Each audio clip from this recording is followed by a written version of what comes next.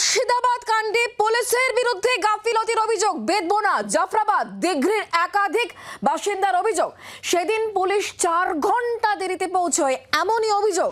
এই অভিযোগের ভিত্তিতেই নড়ে চলে বসলো নবান্ন।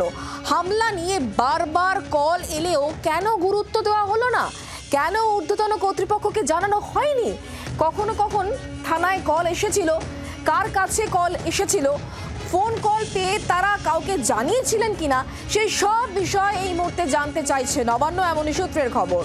এই বিষয় নিয়ে সর্বশেষ আপডেট দেবেন আমাদের সঙ্গে রয়েছেন পিয়ালি মিত্র, আমাদের প্রতিনিধি টেলিফোন লাইনে। পিয়ালি, কি খবর পাওয়া যাচ্ছে, কি কি বিষয় নবান্ন জানতে চাইছে? দেখো, পুলিশের দিক থেকে কোন রকম গাফিলতি ছিল কিনা, তার কারণ শুক্রবার সন্ধ্যের পরে একটা বড় ফোর্স সেখানে পৌঁছে গেছিল। বিএসএফ ছিল, সিনিয়র অফিসাররা ছিল, তারা বিভিন্ন জায়গায় যে গোলমাল সেটা সামাল দিচ্ছিলেন।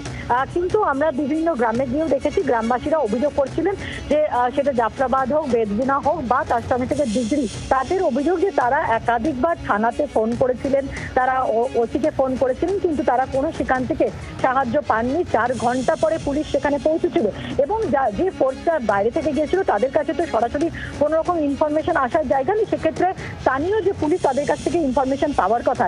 এক্ষেত্রে স্থানীয় থানাতে যদি কল আসে, যেটা দাবি করছেন গ্রামবাসীরা, সেই কল পাওয়ার পর তারা কেন সঙ্গে সঙ্গে কাউকে সেটা জানিয়েছিলেন কিনা, জানালে কাকে জানিয়েছিলেন এবং তারপরে সঙ্গে সঙ্গে সেখানে কেন ফোর্স পৌঁছলো না, তাদের দিক থেকে কোনো রকম কোনো গাফিলতি ছিল কিনা সেটা কিন্তু দেখা হচ্ছে। অর্থাৎ বারবার করে গ্রামবাসীরা যেটা অভিযোগ করছেন, এবং কাছেই পুলিশের 1.5 কিলোমিটারের মধ্যেই পুলিশের বড় ফোর্স উপস্থিত ছিল, কিন্তু ঊর্ধ্বতন কর্তৃপক্ষরা তারা সেরকমভাবে কিছু জানতেই পারেনি। অথচ গ্রামবাসীরা অভিযোগ করছেন যে তারা জানিয়েছিলেন, বারবার কল করেছেন, বারবার করে তারা জানিয়েছেন যে এই গ্রামগুলোতে বাড়িঘর পোড়ানো হচ্ছে, ভাঙচুর চলছে, লুটপাট হচ্ছে, কিন্তু তারপরেও থানার তরফ থেকে কোনো রকম কোনো স্থানীয় পুলিশের তরফ থেকে কোনো রকম সদুত্তর পাওয়া যায়নি।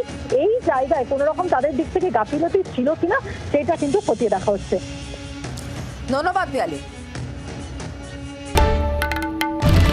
বাংলার আওয়াজ, বাঙালির আবেগ, জি 24 ঘন্টা।